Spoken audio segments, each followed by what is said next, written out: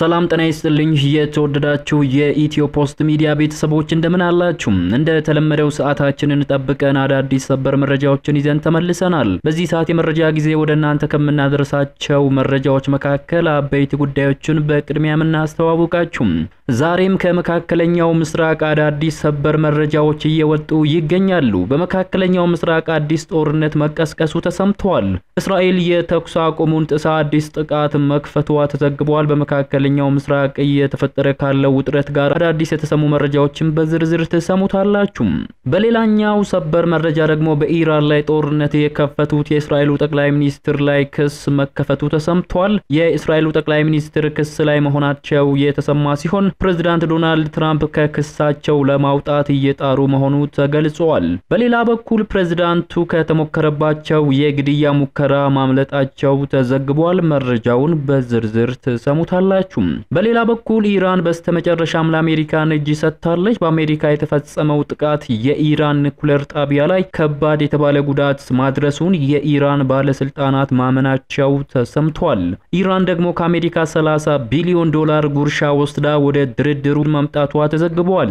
በሌላ ሰበር መረጃ ደግሞ በማዕከላዊ አፍሪካ በደረሰ ከባድ ፍንዳታ ፈተና ላይ የነበሩ በርካታ ተማሪዎች ህይወት ማለፉ ተሰምቷል። እነዚህንና ሌሎች በርካታ መረጃዎችን በዚህ ሰዓት የመረጃ ጊዜ በዝርዝር ወደ እናንተ የምናደርስ ይሆናል። እንደተለመደው ይህንን ቪዲዮ ላይክ በማድረግ ይጀምሩ። አዲስ ከሆናችሁ ደግሞ ሰብስክራይብ በማድረግ አዳዲስና ወቅታዊ መረጃዎችን ያግኙ። አሁን በቀጥታ ወደ ዝርዝር መረጃዎቹ እናመራለን። በቅድሚያም እስራኤል የተኩስ አቁም ስምምነቱን በመጣስ አዲስ ጥቃት መፈጸሟ ተዘገበ።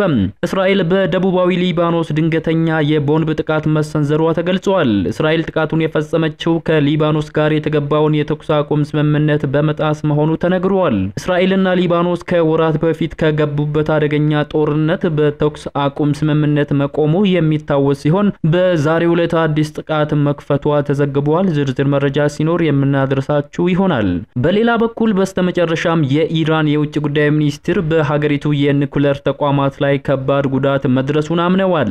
የኢራን የውጭ ጉዳይ ሚኒስትር በቅርቡ በአሜሪካና በእስራኤል የቦምብ ጥቃት የሀገሪቱ የኒኩሌር ተቋማት ከመጠን በላይና ከባድ ጉዳት እንደደረሰባቸው አምነዋል። የውጭ ጉዳይ ሚኒስትሩ አባስ አራጋቺ ለመንግስት መገናኛ ብዙሃን የጉዳቱን መጠን በኢራን የአቶሚክ ኢነርጂ ድርጅት መገምገሙን ተናግረዋል። የኢራኑ ጠቅላይ መሪ አያቶላ አሊ ካሚኒ ጥቃቱ የሀገሪቱን የኒኩሌር መርሃ ግብር አላስተጓጎለም ያሉ ቢሆንም የውጭ ጉዳይ ሚኒስትሩ ከዚህ የተቃረነ መግለጫን ሰጥተዋል። የውጭ ጉዳይ ሚኒስትሩ ከአሜሪካ ጋር የኒኩሌር ድርድር ለመቀጠል ምንም እቅድ እንደሌለም የተናገሩ ሲሆን ኢራን የእስራኤል ጥቃት ተከትሎ ሊካሄድ የነበረውን 6ኛ ዙር ድርድር መሰረዟ ተሰምቷል። አዲስ ድርድር ለመጀመር ስምምነት ዝግጅት ወይንም ውይይት እንዳልተደረገ በግልጽ መናገር ይፈልጋለው በማለት የውጭ ጉዳይ ሚኒስትሩ አብራርተዋል። አክለውም መንግስት የኢራን ህዝብ ጥቅም ምንድነው የሚለውን እየፈተሸ መሆኑን ገልጸው የዲፕሎማሲ አካሄድ አዲስ መልክ እንደሚይዝ ተናግረዋል። ይህ ቢሆንም ኢራን ከአሜሪካን 30 ቢሊዮን ዶላር ወስዳ ወደ ድርድሩ መምጣቷን የሚያሳዩ መረጃዎች እየወጡ ይገኛሉ። ኢራን ጦርነቱን እንድታቆምና ወደ ድርድር እንድትመጣ አሜሪካን የ30 ቢሊዮን ዶላር ጉርሻና ማዕቀብ እንዲነሳላት ማድረጓን ሲኤንኤን ምንጮችን ጠቅሶ ዘግቧል። ዘገባው እንደሚያመላክተው አሜሪካን ቴሄራንን ወደ ድርድር ጠረጴዛ ለመመለስ የተጠናከረ ሙከራዎችን አድርጋለች ብለዋል። ባለፉት 2 ሳምንታት በኢራንና እስራኤል መካከል ወታደራዊ ጥቃቶች እየተበራከቱ ባሉበት ወቅት ከመጋረጃ ጀርባ ከኢራናውያን ጋር መነጋገራቸውን ምንጮች ነግረውኛል ሲል ሲኤንኤን በዘገባው አክሏል። የተኩስ አቁም ስምምነቱ ከተደረሰ በኋላ እነዚያ ውይይቶች በዚያ ሳምንት ቀጥለዋል ተብሏል። ኢራን ወደ ድርድር ብትመለስም ዩራኒየም ማብለጽግ ላይ የማያወላውል አቋም እንዳላትም ተዘግቧል። ለኢራን የቀረበው የ30 ቢሊዮን ዶላር ጉርሻ ለሲቪል የኒኩሌር መርሃ ግብር አገልግሎት የሚውል መሆኑን የትራምፕ አስተዳደር ባለስልጣናትና ሐሳቡን የሚያውቁ ምንጮች ለሲኤንኤን ተናግረዋል ተብሏል።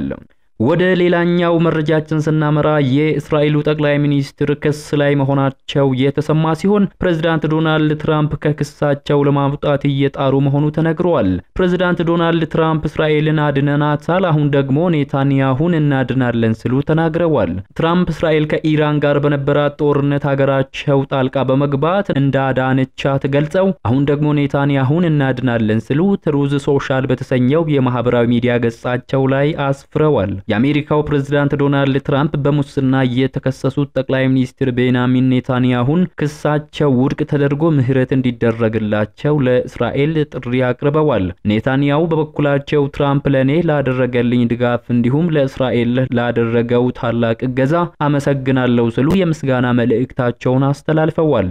የእስራኤሉ ጠቅላይ ሚኒስትር ቤንያሚን ኔታንያሁ በሙስና በማጭበርበርና እምነትን በማሳጣት የተመሰረተባቸው ክስ የፍርድ ሂደት 5 ዓመት አስቆጥሯል። ጠቅላይ ሚኒስትሩ የቀረበባቸውን ክሶች ማስተባበላቸው የሚታወቅ ነው። የእስራኤል ዋና ተቃዋሚ ፓርቲ መሪ ያይር ላፒድ ትራምፕን በመተቸት በነጻ ሀገር ህጋዊ ሂደት ውስጥ ጣልቃ መግባት የለባቸውም የሚል ምላሽ ሰጥተዋል። በሌላኛው ሰበር መረጃ ደግሞ የሶሪያው ፕሬዝዳንት ከግድያ መትረፋቸው ተሰምቷል። አዲሱ የሶሪያው ፕሬዝዳንት አህመድ አልሸር ከግድያ መትረፋቸውን ቲአርቲ ዘግቧል። ከሂዝቦላ ጋር ግንኙነት ያላቸው ከፍተኛ የአይኤስ ቡድን የሶሪያውን ፕሬዝዳንት አህመድን በዳሃራ ከተማ ለመግደል ሙከራ አድርጓል ሲል ዘገባው አመልክቷል። ከሂዝቦላ ውስጥ ካሉ አካላት ጋር ግንኙነት እንዳለው የተነገረለት ከፍተኛ የዳአሽ አባል በቅርቡ በዳራ ባደረገው ጉብኝት የሶሪያው ፕሬዝዳንት ለመግደል ሞክረዋል ሲል በርካታ የመረጃና ቀጠናዊ የደህንነት ምንጮች ገልጸዋል ተብሏል። የሶሪያ የስለላ ድርጅት ከቱርክ የስለላ ድርጅት ጋር በመተባበር ሴራውን ከመፈጸሙ በፊት መያዙን ምንጮች ጠቁመዋል ብሏል ዘገባው። የተጠርጣሪው ማንነት በይፋ ያልተገለጸ ቢሆንም በደቡባዊ ሶሪያ ውስጥ ወይንም በሊባኖስ ድንበር ላይ ከሂዝቦላ ጋር ግንኙነት ያለው የኮንትሮባንድ አስተባባሪ እንደሆነም ተነግሯል። የሶሪያው ፕሬዝዳንት ስለ ጉዳዩ በይፋ የሰጡት መግለጫ የለም። ነገር ግን ዘገባዎች በርካታ ተጠርጣሪዎች በምርመራ ላይ መሆናቸውን አሳውቀዋል። በመጨረሻም በማዕከላዊ አፍሪካ በደረሰ ፍንዳታ ፈተና ላይ የነበሩ 29 ተማሪዎች ሕይወት ማለፉ ተሰምቷል። በማዕከላዊ አፍሪካ ሪፐብሊክ የትምህርት ቤት ፈተና ሲወስዱ የነበሩ 29 ህጻናት በአካባቢው በደረሰ ፍንዳታ ሕይወታቸውን አጥተዋል። የአካባቢውን ሆስፒታል ዳይሬክተር ጠቅሶ ቢቢሲ እንደዘገበው ፍንዳታው የሁለተኛ ደረጃ ትምህርት ማጠናቀቂያ ፈተና እየወሰዱ በሚገኙ ተማሪዎች ላይ የደረሰው በኤሌክትሪክ ትራንስፎርመር ላይ ባጋጠመ አደጋ እንደሆነ ተነግሯል። የአገሪቱ ፕሬዝዳንት በአደጋው ህይወታቸውን ያጡ ተማሪዎችን ለማስታወስ ብሔራዊ የሐዘን ቀን ያወጁ ሲሆን በአደጋው የቆሰሉት ከ280 በላይ የሚሆኑ ተማሪዎች በሆስፒታል ነጻ ሕክምና እንዲያገኙ ትዕዛዝ አስተላልፈዋል። አደጋው የደረሰው ከዋና ከተማዋ ከሚገኙ 5 የተለያዩ ትምህርት ቤቶች የተወጣጡ ተማሪዎች የሁለተኛ ደረጃ ማጠቃለያ ፈተና ለመውሰድ በተሰበሰቡበት አካባቢ ነው። የአገሪቱ ትምህርት ሚኒስቴር እንዳስታወቀው ፍንዳታው የተፈጠረው በዋና ህንጻ ወለል ላይ በሚገኘው የኤሌክትሪክ ትራንስፎርመር ላይ ጥገና ሲደረግለት የነበረው ኃይል ወደ ቀድሞ ሁኔታው እንዲመለስ በመደረጉ ነው ተብሏል። የተወደዳችሁ የሚዲያችን ቤተሰቦች ለሰዓቱ የያዝናቸው ዓለም አቀፍ መረጃዎች የተከታተላችሁትን ይመስሉ ነበር። ከሰዓታት በኋላ በሌሎች አዳዲስ መረጃዎች ዳግም እስከምንገናኝ በያላችሁበት መልካሙን ሁሉ ተመኘን።